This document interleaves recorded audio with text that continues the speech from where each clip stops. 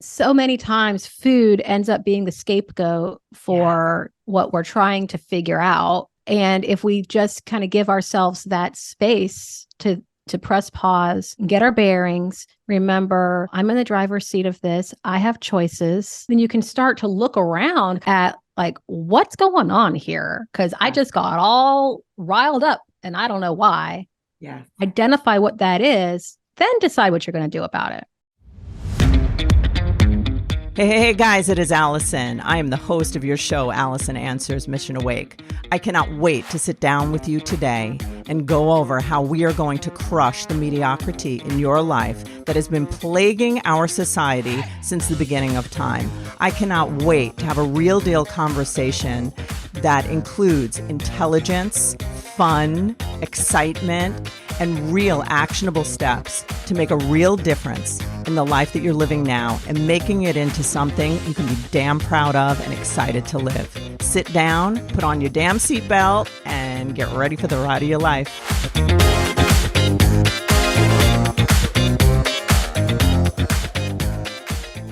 Hey, guys, how are you today? It is Alison from Alison Answers, and I have a great guest on today that really resonates with me. Her name is Heather Fuselier.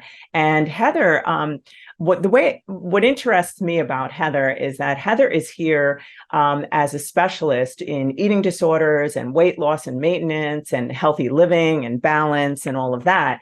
But what her bio says, she was a health and fitness enthusiast, and she got into professional coaching because she hasn't always been healthy Heather. She used to be overweight, undernourished, stressed out, and fed up. And in her own words, she says, I felt like I did everything right, but I could never achieve my fitness goals.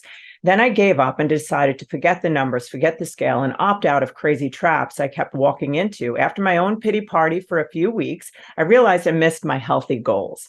But I decided to approach them differently. I changed the way I thought about my wellness, and that changed everything. I lost the weight, gained the energy, balanced my life, and even quit my job as a nonprofit manager so I can help you do the same thing. What I found with the reason that I wanted Heather so much on the show is because I resonate so much with that. I had, in my younger years, suffered with an eating disorder myself, and I really had zero hope.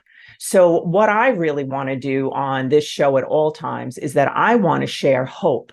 I want people on here that can tell you, you know what, you don't have to keep following this multi-billion-dollar diet industry or all the different things that we're being taught about just feeling good about our bodies and being in our bodies. And also the, controversial idea that people are supporting people to stay stuck in a place and that there's no hope for them. So how Heather describes herself in the bio is that I'm Healthy Heather Fuselier, a national board certified health and wellness coach, also holding credentials at a Well Coaches certified wellness coach, certified tobacco treatment specialist, certified running coach, author, trainer, and employee well-being consultant, specializing in helping people live healthy, balanced lives. And what I just want to glom from her, and hopefully I can share myself, is that no matter what, there is hope. But the traditional approaches are not necessarily the way to go. The way that we believe about ourselves usually is the outcomes that we see. And you've heard me say this many times. What I do want to ask as an ask and as a favor, would you please like, share, subscribe to my YouTube channel? I do not monetize this at all. It's actually moving to a television show. I want to ask that we would be able to reach as many people as we can so we can help as many people as we can. And I also can do more things when I have more subscribers on YouTube. So if you would do that for me, I would so appreciate it. And without any further ado, here we go for Heather. Hey, guys, how are you today? It is Alison from Alison Answers and Lager Counseling Services. I have my guest, Heather, on today that I'm so excited to have. Heather, as I had shared with you before, is just a real expert in helping people understand balance and trusting their body and just all the wonderful things that so many of us suffer with. So without any further ado, I just want to welcome you, Heather, and thank you Thank so much for you. being here. Thanks for You, having me. I'm excited to be here. yes. and you are a light. You are a light, you are. And I believe that people who have struggled with difficult things, that we have an obligation to just give and share what our victory over things. And that's what this show really, a lot of it's about that. And I just find that your struggle turned into triumph, turned into giving, is so valuable, and I value you for it, and I want to thank you for that. Could you just share with us how you ended up becoming, like, identify, I mean, I already told everybody what you are and how great you are, but like, could you just give us a little background so we understand how you took difficulty and you turned it into triumph? I think the first thing, if I did this at all, might be something that was, kind of just part of my personality, support from, who knows what kind of higher powers are out there helping out. I wanted things to be better, and I think just having the suspicion that things could be better and that I could be part of what created that for myself was a big part of that, and we all have our battles in life, the things that kind of drag us down. Some of those feel like they might be just kind of, we might be dragging them for a long time. Others are easier to let go of. You just start with, I mean, that sounds simple to say, you just start with this, but you can start with what would be the easiest thing to drop and, just kind of go from there. But for me personally, I wanted to feel great. I love life and I wanted to enjoy life and I didn't want it to pass me by. And I knew that it's finite. I've had enough friends who have passed away early in life to have gotten that message that, this is it, enjoy it, live it, do it. And so I wanted to figure out how to get beyond the things that were holding me back so that I could get into the fun stuff. Yeah. I love that. That's so good.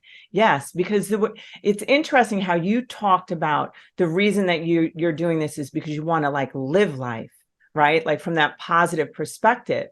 And like, did you find yourself like struggling with, primarily, I think what your program is intuitive eating, right? Like a big part of it.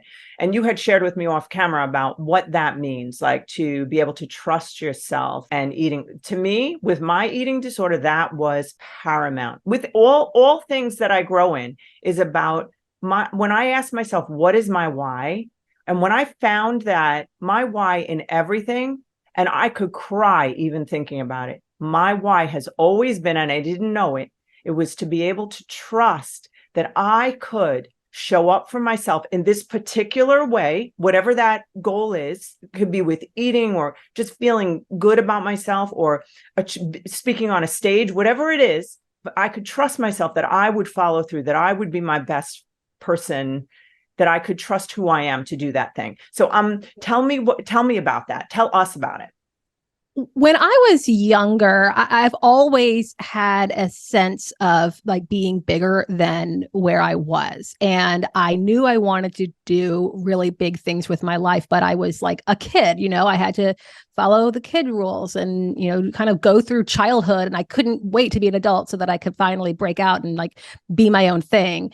And so I think that when it came to how I ended up having an eating disorder, there's always a lot of things. It's never just one thing, but a lot of it for me was an overachiever kind of personality, kind of a perfectionist personality, and then always trying to fit in because I felt like I'm supposed to, but then also really not wanting to because I wasn't into that. I wasn't into what I was supposed to be fitting into. Yes. And so that trust for me was that when I do show up for myself and I am like putting my arms out, like, this is who I am and this is what I'm doing with my life, that even though it might not click with the people around me, that's okay. Like everyone might not get it, and that's okay because I get it. And it took a while for me to believe that there was going to be enough of a platform for me to stand on, like solid by myself. Now, of course, as we go through these processes, we learn we're not ever doing anything by ourselves. We connect with other people, we influence each other. Somebody, throws stones, somebody lifts you up. You learn from people and different experiences, but it feels very much like you're doing it by yourself. And so for me, that self-trust was that, okay, I'm a little bit different from the other girls around me. I'm not into what they're into. I've got my own thing going on. I'm not going to be able to hold myself back from doing those things. So I just need to make sure that when I show up for myself, like I'm prepared to go at this alone. And that was actually a really empowering experience because I knew that I didn't have to be alone. I have a great support network in my life, but I could if I needed to. That is so profound for all of us in every area, isn't it? Because when we get to the point where we know that we don't have to be alone, there's people everywhere that will, but you can be. So then the dependency, I don't even know if it's dependency, but the feeling that, oh, what would happen if they leave? What would happen if they don't like it? You're all right. That is so, I feel like that is like paramount for me. And I'm always still trying to grow in that area. So what I'm curious about, like what you touched on, is that with eating disorders or any disordered eating, there was something in a book once that always stood out to me, is that women never get a good feed because whatever is going in their mouth, the thoughts that are going along with that food is either, there's a meaning attached to it, and very often it's this, this isn't allowed, this is bad, whatever. Mm-hmm. And what my personal experience and what I've found over and over again with people, coming here with eating disorders, is that very many people, even if they're anorexic, even if they're starving, binging, whatever it is, they do not know that they can eat. So right. It's like, and if they eat, even if you're a compulsive overeater, the perspective is like, I know for me, I would not eat because I was afraid I'd never be able to stop. Yes. So a lot of times it's a food addiction. Yeah. Right. So paramount, and I think this is related to you, is that when I would give myself permission when I was ready to, because I could not at some points, but gave myself permission to, I'm going to have that. And there's abundance in life. It's not ending. It's not going to run out. We live in America. You can go have another one at another time. Right. That's exactly it. Yeah. I mean, there's taking away that sense of urgency. Yes. And just reminding ourselves that we are in a society where you can get up in the middle of the night and drive to a 24-hour grocery store and get whatever you need. Mm-hmm. And there is no sense of urgency. None of this is going anywhere. The only limited time offer is you. Yes, that's good. You know what's interesting to me, because I'm gaining in this conversation myself, because I could tie that into, because part of what I even write in my book is like that I was neglected, but I always kind of felt that like that scarcity, mm-hmm. Urgency, scarcity, right? And then being addicted to shame, because then after you have it, you're ashamed, right? Yep. The cycle just keeps going. Yeah. So how do you, like, when you talk about, like, what are the different things that you've done or that you share with people? I'm thinking it's primarily women. Is it only women, or? Yeah. Okay. Primarily women, eating disorders don't only affect women, as you know, but primarily the group of people that I work with is women. I would love to hear, like, your insights, what you share with people, because traditional methods, I'm just saying this to everybody out there, like I've seen hospitals, it's just so many things that people will work on the behaviors instead of the internal working. That really is where that's how you're really going to get better. It's really, you could stop the behaviors and whatever. That's what that's the whole diet industry is. Stop doing this thing and start doing this other thing. Yes. And most hospitals support that. Not hospitals, many programs support it, not all, but right. And I agree with you. I think the first step towards true healing is to really connect with a therapist or a counselor that you relate to, that you feel safe with, who can help you figure out what is going on inside that you need to either just come to peace with or understand or learn how to rewrite the script for, so that you can understand who you are, and from a non-judgmental perspective.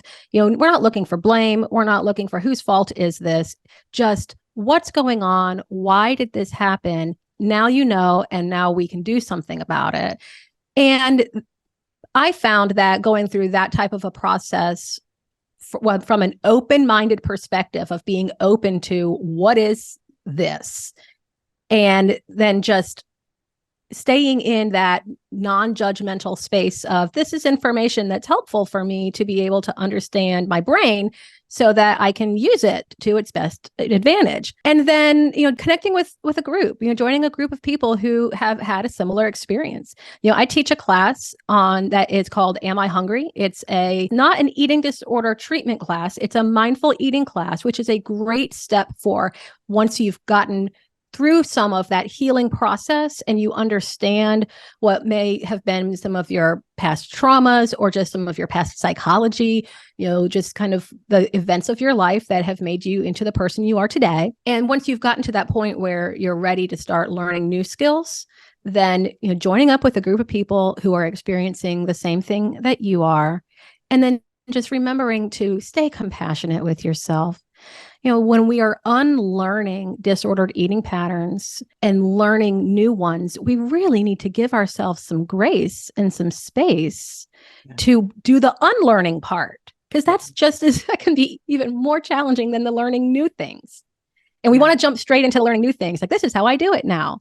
Yes. But we have to unlearn by being in the moment with ourselves, slowing down, looking around, understanding why we're making the decisions that we're making, and then giving ourselves a space to choose something different. Yes. I'm a little blown away here because my favorite quote is by Alvin Toffler. And this man in the early 1900s, he predicted all of these different things and people laughed at him.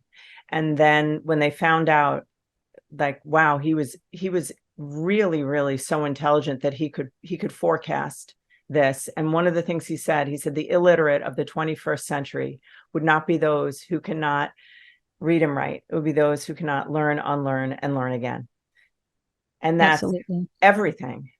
It's like, and to me, so much what I love about eating disorders and just food problems is that if you work on it, the hope in it is you absolutely can get better. But the hope in it, I feel, is that it touches on so many areas of your life that by, sexually, emotionally, spiritually, physically, your cognitions, your emotional relationship with food, that when you do that, you get such a healing in your whole entire life. Like it can affect your finances because the way you relate to money, maybe the way you relate to food, it's just incredible. So what you just said about having people, you didn't use the word mindful because it's way overused, but I know that's why you didn't use it, I think. But anyhow, so you're staying in the head, heart, feet, all in the same spot. Like that, after I got out of the hospital from having an eating disorder, I'd love for you I felt so confused because there's so many different options, 12-step programs, whatever. There's so many things. And what I did is I pulled from everything to make it my own. But in regard to what you were saying is I would sit in my office, and when it was mealtime, it was like that 10 inches around my plate. I had to be so fully present there. And I would almost get to the point where I would weep with gratitude that I was able to sit with that meal and just be fully present. So I'm curious, because that just kind of was something I knew I had to do. I just on my own I just knew I couldn't do any other thing.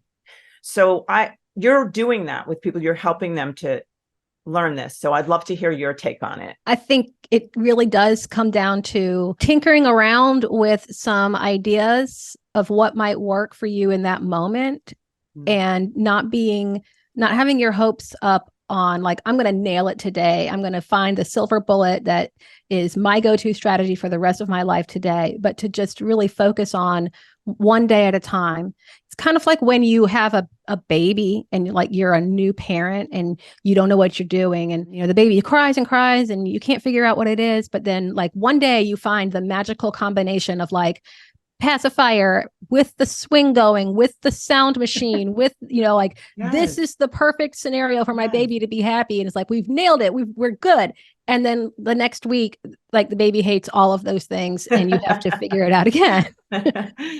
Speaking from experience. So we are the same way. Our bodies are not static. We're not robots. They're changing every day, just like the circumstances around us.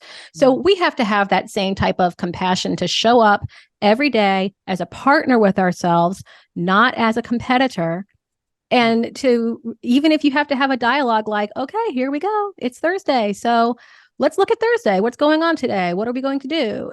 And I often do hear myself having that conversation with the context of we, because it's like me and my brain. Yes. Yes.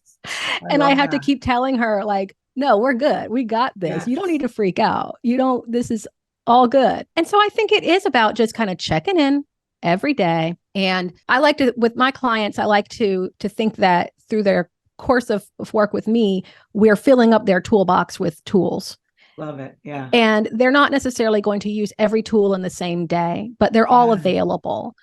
So you've got a variety of tools that you could use for whatever scenario comes into play. And you can press pause, look at your tools, and decide which one's going to be the best for the job. So it doesn't have to be an overwhelming, how do I solve my life from now until forever? It's just, how do I be in this moment right now, knowing that so damn I have good. everything I need. That is so good. Thank you. The way that you're expressing that is so good. I could have used that this morning. Seriously, because even like I know people who are listening here are entrepreneurs. And because I belong to this group of like these high level entrepreneurs, and they are like driven like AF. Like these people are like, let's go. And like, there is no excuses. Like you're up at 5, you're doing your affirmations, you're reading, you're eating fit, you're working out, you're doing a cold plunge, you're walking on the ground, you're everything. So this is my world that I live in. These are my people, right? So my tribe. I'm totally there. Right. So you're talking about endurance sports, like these things, elite athletes, right? So now we have the people from the counseling centers who's listening and they're like, holy shit, I have an eating disorder. I can't stop eating. Then we have the people who are like, let's go. No excuses. So it's kind of what I'm doing with our talk is I'm hearing both parts of the audience. Yes. And what I love about what you just said from that entrepreneurial side, because I know you do work, that whole work shit. I'm cursing because I'm excited, but so I do that when I'm excited. So now I'm thinking like, you know what? Part of me is trying to find that, you know what? I am disciplined and I need my disciplines and I need to get up out of bed. But this morning I listened to Ed Milet. He's a leader of our group. I listened to him say, you know what? The morning we all, every single one of us, I don't care how high level any of you get at the billionaire status, it doesn't matter. All of us face those mornings where we do not want to get out of bed. So what do? When we show up for ourselves, that increases our confidence. But I love the way you're putting this, like, because this morning, it's every podcast morning, because I think that God's teaching me shit, because I have these 3 podcasts and then I'm like, oh, I feel better. Right. This is my therapy. But so now, like what you're describing is so good, because now here's this. And I'm visualizing this because there's a gazillion tools. And I hate when therapists, I know I'm talking a lot. I'm going to give you the stage in a second, but these tools, I get mad at the therapists who work for me, because not mad, but like these tools, I'm like, enough with the tools. Like, don't give a worksheet. I don't even want to hear it. So, but your description. So for me, like a tool could be, I'm going to sit, everything after the words I am identifies me. That's a tool. Is that a good tool for right now? What's a combination? Not 30 tools in one, because I have to do everything at once and I don't know what to pick. Mm-hmm. Mm-hmm. Your description of being intuitive, I'm like speaking for you. I'm going to stop, but I'm like drawing my conclusion. Intuitive. Go for it. I'm loving this. Yeah. And taking the tools and choosing them, and you get to choose, and you don't have to listen to all these influencers and we're all so unique. Yeah. And every eating disorder is unique and every person is. Damn it. Go, Heather. When you mention eating disorder in the context of overachiever, entrepreneur, high energy, go. Those 2 groups absolutely go together. And Yes. I sometimes wish that I did have limiting thoughts. I know that sometimes it is where like everybody's on about like, oh, you just have to get rid of your limiting thoughts. There's a time when limiting thoughts actually are your enemy, because if you can conceive of anything you could do, and if you're a high achieving, overachieving, go-getter personality, you can imagine there's no end to what your ability could be. And if you've got an eating disorder, you could end up in a lot of trouble like that. Yes, that would be me. Right, right. And so there have been times when like, I wish I did have some limiting thoughts that would be like, whoa, girl, stop. Okay. Yes, you're capable, but you don't need to do it today. And like being able to have that morning time to sit down of all of the things that I could possibly do today. Yes, I know I'm amazing. I can do whatever I want, blah, blah, blah, blah, blah. Enough of that. Done. What are we actually going to do today? Yes. Yes. And having to kind of create some limiting thoughts and reminding myself that I am just one person. And by the way, I'm trying to be a human at the same time that I'm doing all this stuff. Yes. Yes. Just because you can climb Mount Everest doesn't mean you have to. Right. Like, you don't have to do that today. And you know what? It's so interesting because those really simple little changes and thoughts, little things, like what I try to teach my team is, they'll be like, well, we're doing this. I'm like, no, 3 things. There's 3 things in a week, 3 to 5 that can move the needle, that you're always advancing. And it doesn't have to be 100 things. 3 things times 5 is 15 things a week that you're actually doing that's advancing your life in the way that you want to. A lot of times when people have eating things and body image things, which it has to do with our relationship with our body. One of the things that happens very often, there's such a high level amount of people who have been sexually abused, been sexually exploited, all these different things. I was sexually abused. I have a history of that. And one of the things that can happen is that then this self-hatred relationship with your body, because possibly it responded to the sexual abuse as a child, or possibly you joined in the shame of that particular experience, because in any way that someone's abused. So let's just say, forget if it's sexual abuse, if it's violence, if it's neglect, any of those things can, if it's a child, they very often will absorb, or not even a child, it doesn't matter who it is, will absorb the shame of the actions of others. Yes. So that I find very, very closely related to eating, the life force of eating and self-nurturance and all that. I'd love to hear what you have to say about that. I hate to throw such a deep thing out there. I don't hate it really, but yeah. I'm so thankful that I have not had trauma like that in my life. Yeah. I have had a really kind of like a textbook great life, yes. Like from all, attempts at kind of like looking at the big story of my life, there's nothing there that's like, oh, and that's where things started to go wrong. Like, no, I was born this way. There you go. Right. Got it. But I think though that the connection to your body image is so interesting. I didn't realize until, probably college, that the visual that I saw in the mirror was not accurate.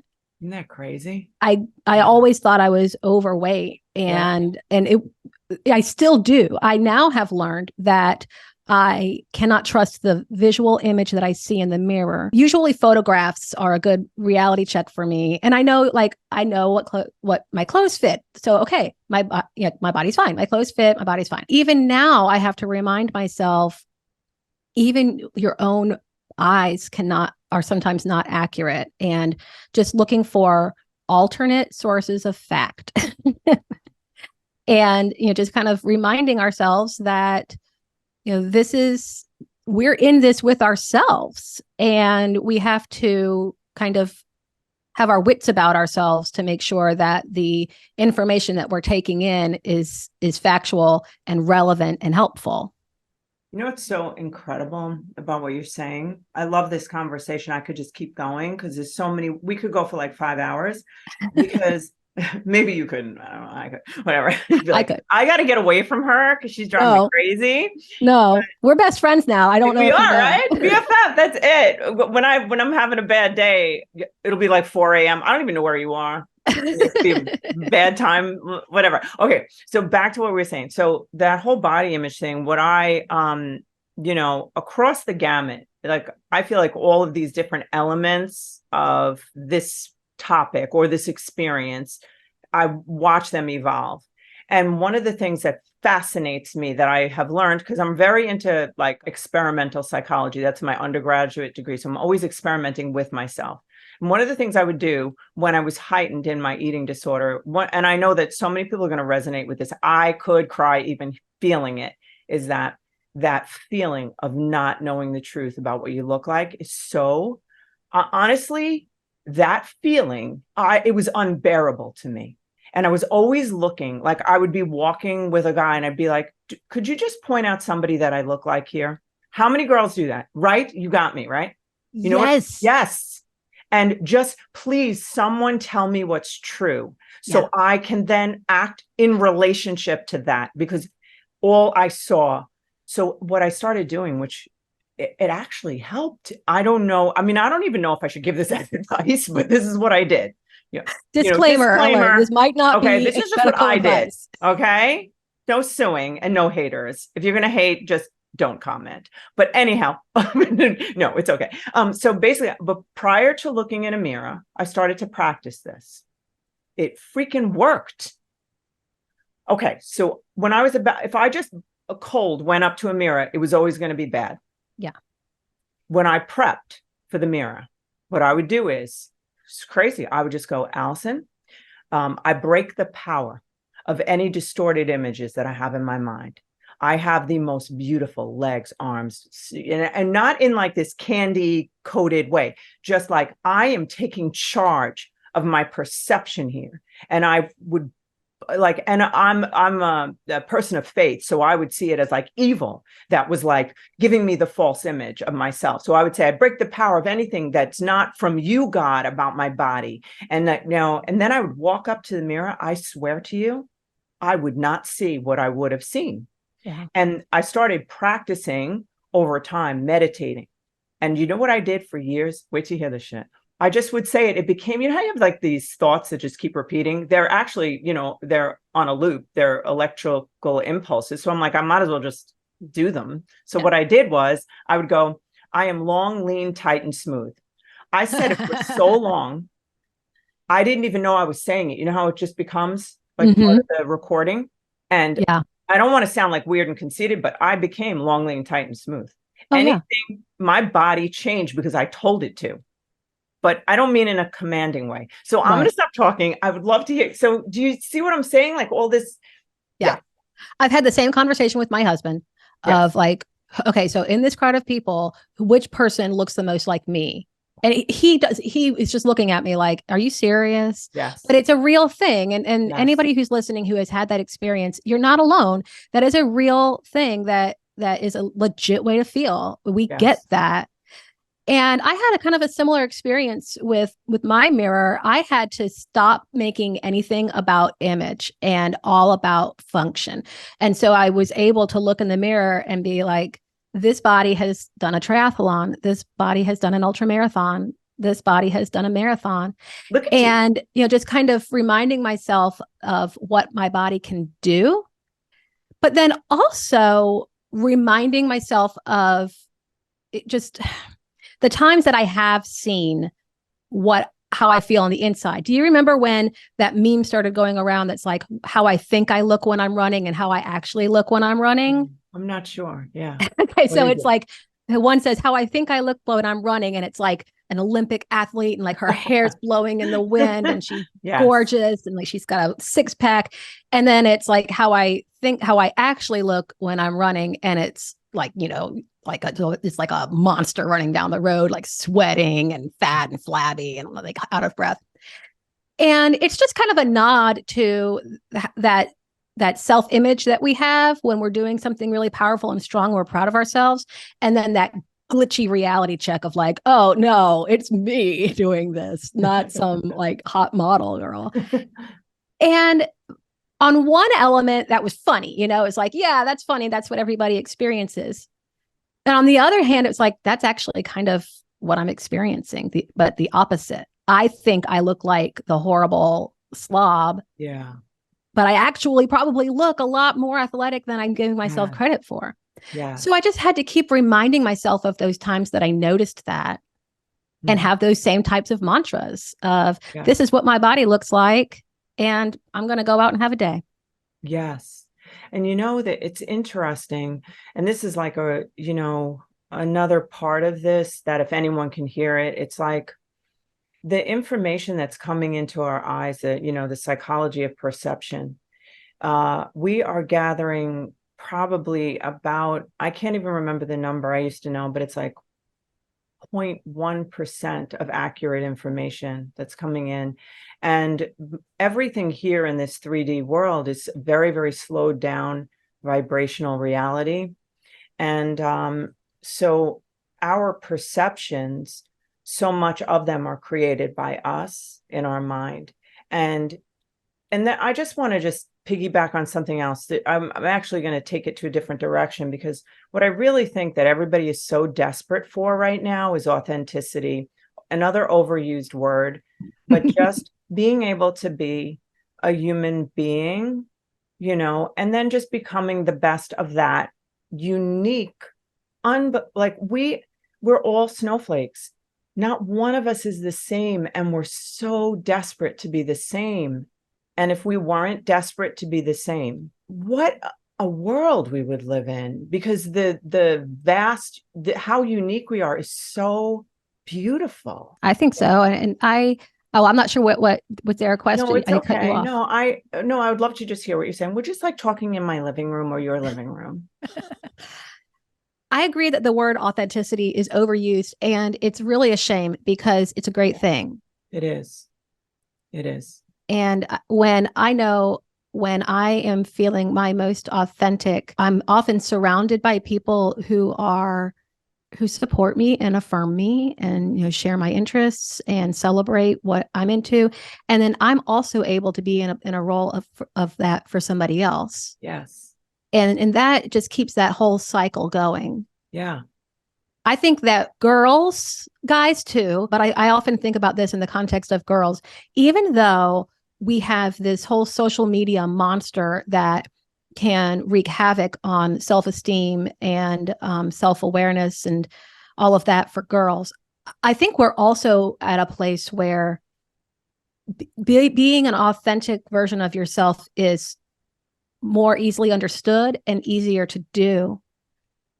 And I hope that a lot of the social emotional work that's being put into more after school programs and lots of the positive things going on the internet and sometimes in school help young women to be able to adopt those practices earlier in life, so that they can find their people and find their village. If there's a lot of bad stuff on social media and a lot of ways that it can really mess with your head, but there's also a lot of really awesome stuff and people who are really supporting each other and lifting each other up and empowering each other. And I hope that's the stuff that shines through in this era where we have more and more kind of pop icons that really demonstrate authenticity in a positive way. Yeah. Gary V. Sorry. Yeah. He's so real. I love him. But anyhow. Yes, exactly. Yes. You know what's interesting to me when I think about I have a lot of, all different ages that work for me, but a lot of the younger women who work for me, and we do a lot of social things together. And whenever we're, I'm doing a video or I'm taking pictures with them, like I don't use filters, right? So when we do our pictures, social media, whatever, but they get mad at me. They will literally be like, take that post down. They're like, and the only way that they will do a photo with me is if it has a filter. So if they take a picture of me, my nose is so skinny. I look weird. I look like a freaking robot. And, but they are so upset because they cannot present without it being through that filter. And I think that there's going to be a huge divide between this like kind of real look and Yeah. this. And also, you know what I think is interesting? Tell me what you think about this. That real look, if people are desperate to get back to a real look, like an authentic being, unique self, I think it can also highlight a lack of health in Yes. order to like to support someone being in an unhealthy body, which, it's almost controversial. Like, I'm not allowed to say that.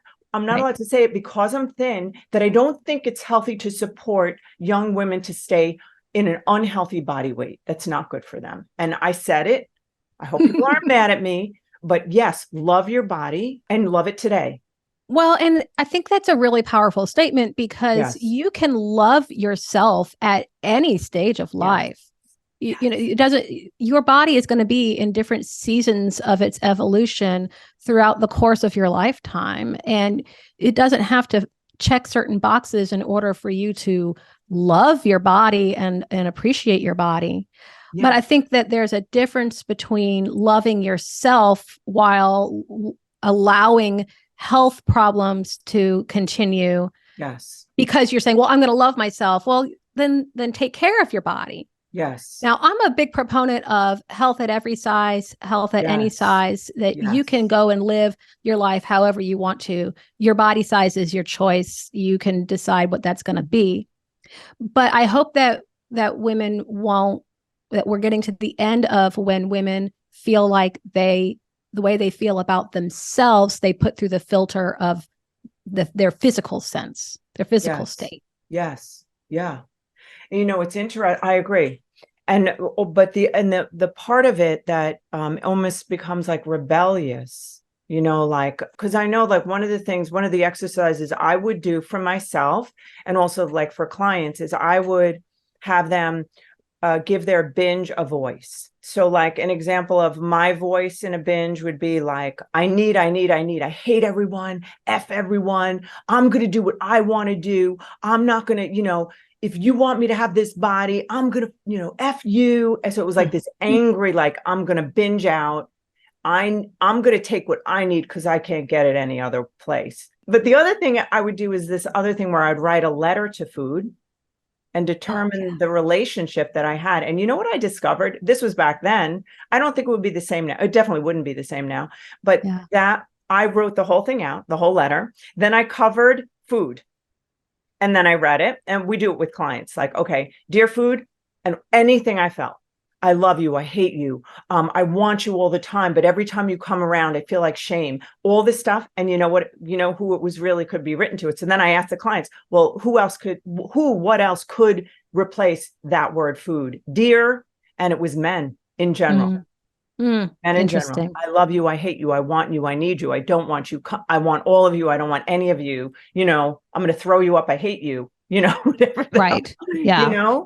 And I'm afraid of you, whatever. And it's so interesting that it's so deep. I like that idea of covering up the word food and asking what else could go here, and just, seeing what comes up, what does your heart come up with? And then asking, well, I wonder why did that come up? Why did I think that?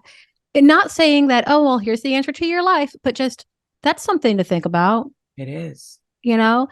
And so many times food ends up being the scapegoat for what we're trying to figure out. And if we just kind of give ourselves that space to press pause and get our bearings, remember, I'm in the driver's seat of this. I have choices. This isn't urgent. And let's just take a minute here before we make any decisions.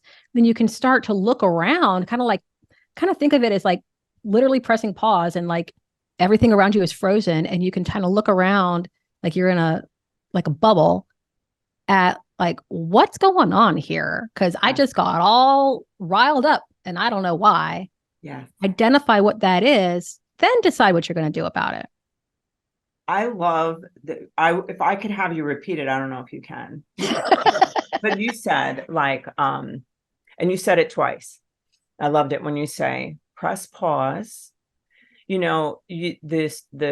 just be with you because just that information, one of the things I think, and you were describing it about the two of you, and one of the things I'm always thinking about is that I'm a wise observer, as I'm observing, I'm the observer of my emotion, my thoughts, and all of that. And like I can be my supporter if we can understand that part of ourselves, that, we're not our body.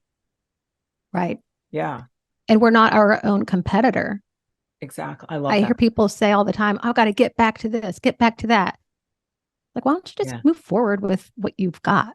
I love that. So good.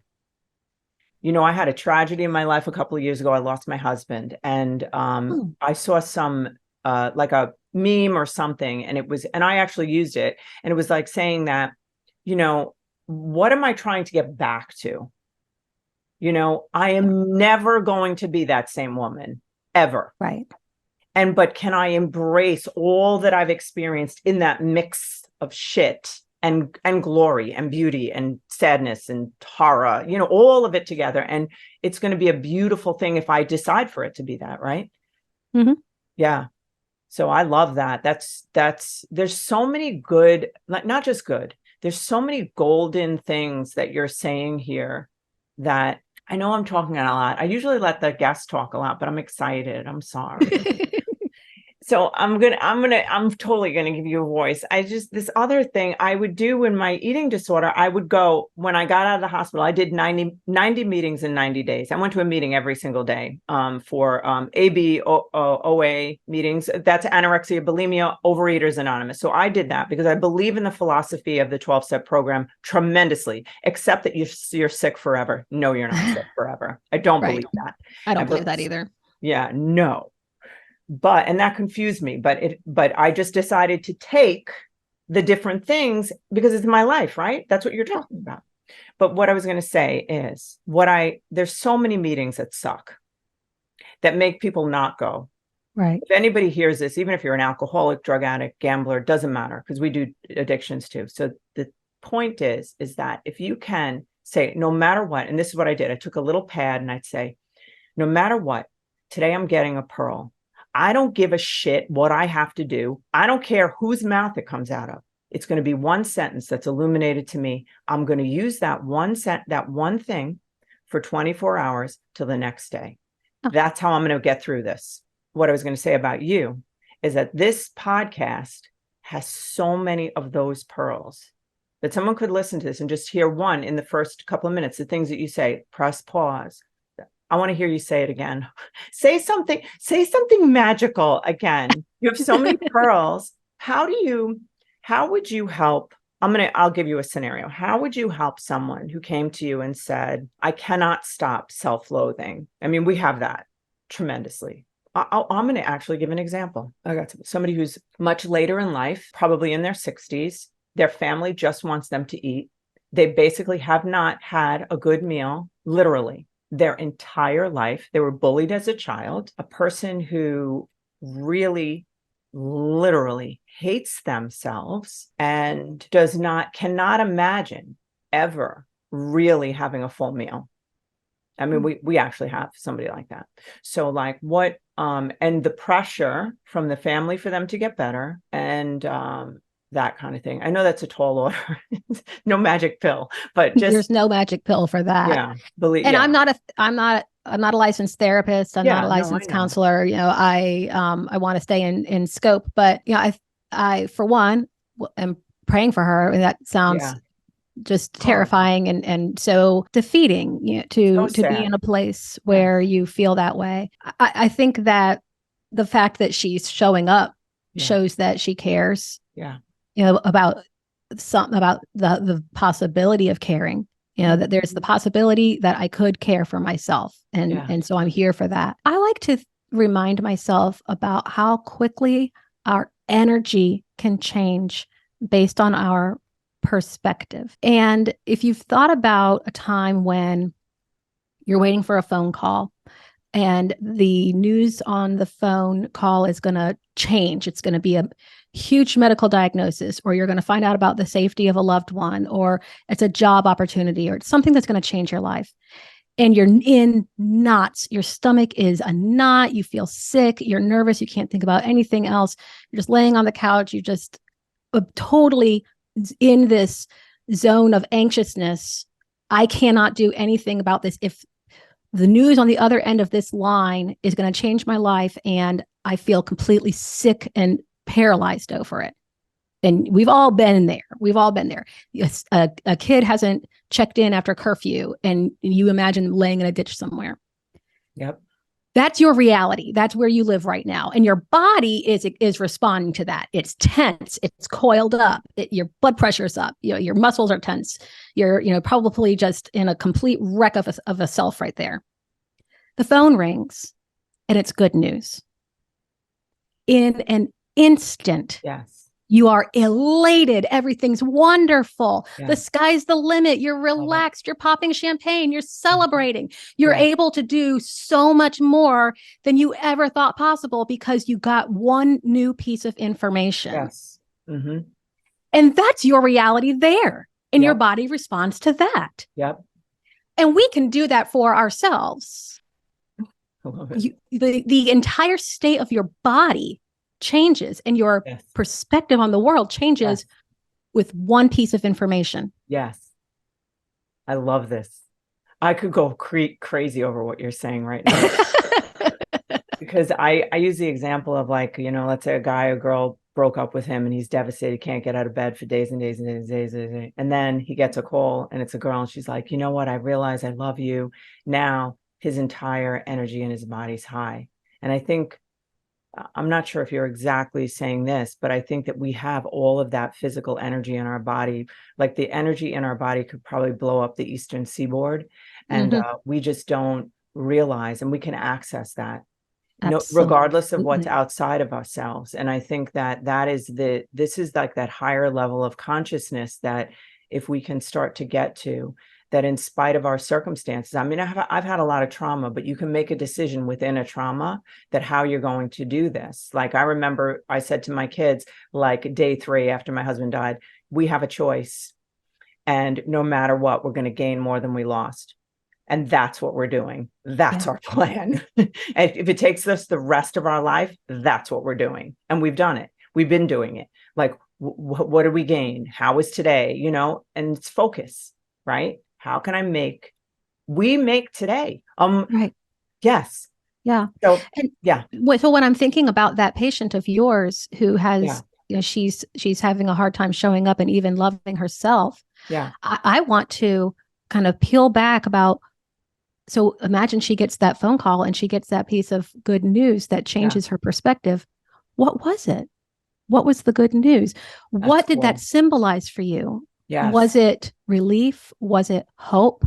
Was it some type of assurance that there will be something better? And cling to that, because it doesn't necessarily matter what the message was. Yeah. It was the feeling that it evoked in you. Yes. That changed everything. Yes. That right there, I'm using that. You got it. I need that. I needed that just conjuring out, like, okay, what would that, because it's something tangible, because we're trying to create images in our mind, visualize things to change our state of being. But picturing a call is like a real simple visualization or an experience that then you can understand yourself. What am I really afraid of? Yeah. And what am I really hoping for? Yeah. Because, I find one of the things that helps me, I'm going to keep going. I have to respect your time. We're going to have to go in a minute. But just one of the things that helps me is when I say, okay, I just look around my environment right now. The only people in our world right now, Heather, is you and I. That's our world right now. Nothing else really actually exists right now. Right. So, except what's in our mind. So now what I try to do is I say, okay, whatever is bothering me, am I safe now? Is it in my moment right now? Is this happening? It already happened.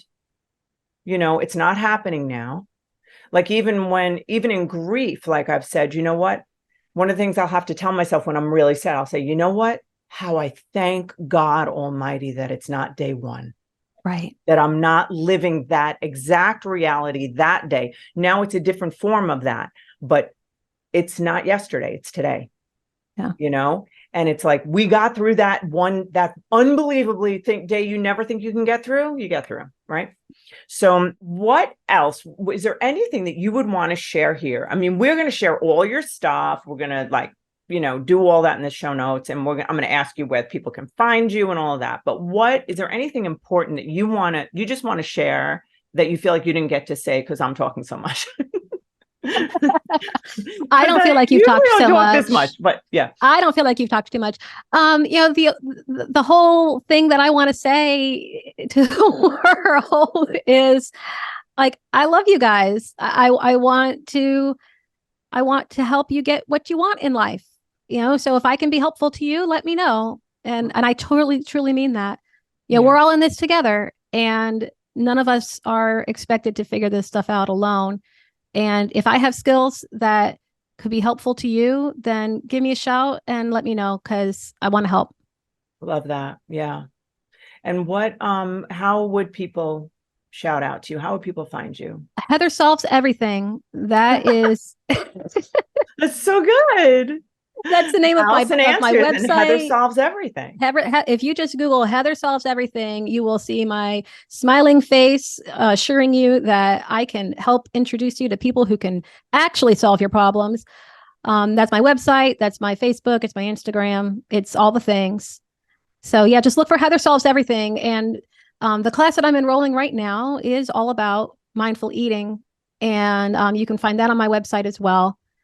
And that's 8 weeks. I Am Hungry. Is that what that's called? It's called Am I Hungry? Oh, sorry.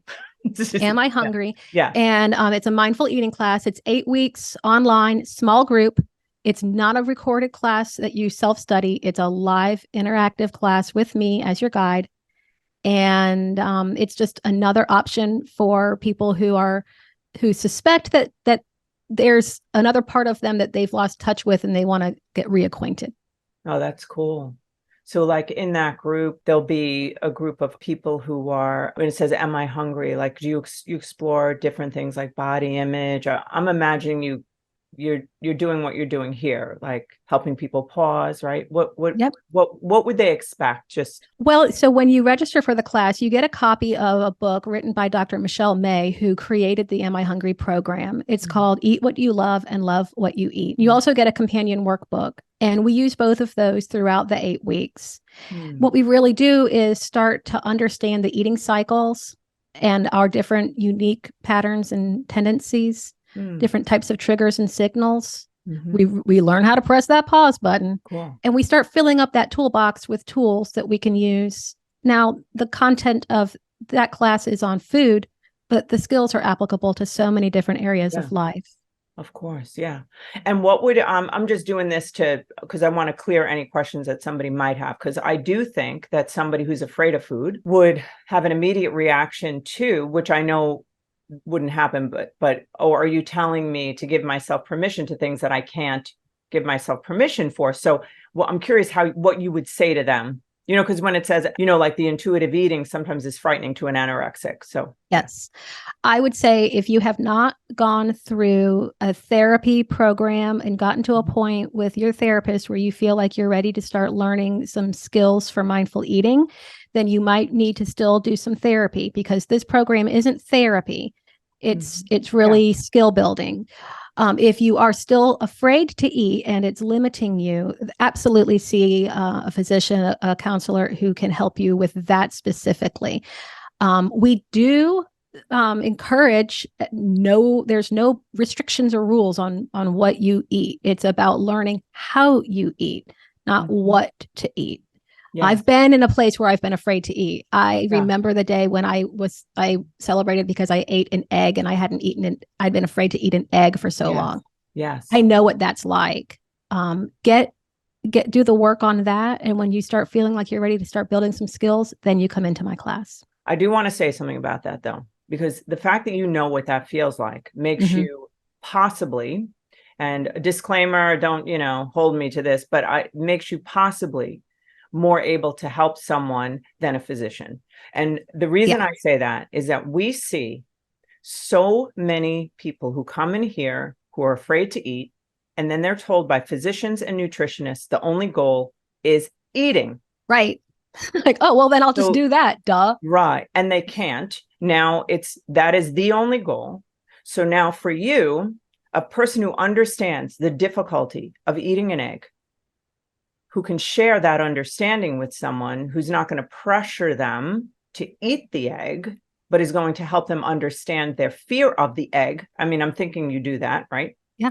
Mm-hmm. Which in turn goes in conjunction with producing an outcome that will nourish and allow them to have food, but in a different pathway. So even though you say, because you're doing a disclaimer, that you should get your therapy and all that, because you don't want to get sued, I get it. However, you're probably, see, I would be more likely to want you to help someone to understand themselves without that pressure. That's going to produce a better outcome, I think. So I am taking that away from the thing. Like, you don't have to come to us first. I mean, you could, because we're not going to pressure you, but yes. Do you understand what I mean? Absolutely. And that my class is a safe place where you are with people who either have experienced the same thing that you're experiencing or are compassionate about what you're experiencing and will help you to explore the different solutions. And absolutely, I've been there. I know what that feels like. And I can promise that there is hope.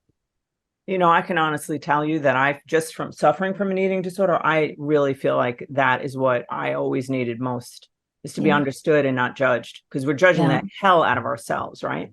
Well, and especially it doesn't help when somebody says, well, it's not like you're fat. Like, that's totally not at all anything about this. Yes, exactly. Yes, exactly. It's not about that at all. Yeah. Well, I absolutely adore you. I feel like we're fast friends. We understand. I really do. And I'm so grateful that you came. If I didn't have somebody like right after, I would be glomming more from you. But well, I'll have to have you on Heather Solves Everything, and we'll do it again. Oh, yeah. And you know what? My show is going to be, what's your problem? Because I'm going in the street to solve problems. Excellent. I'm going to go, hey, how are you? What's your problem?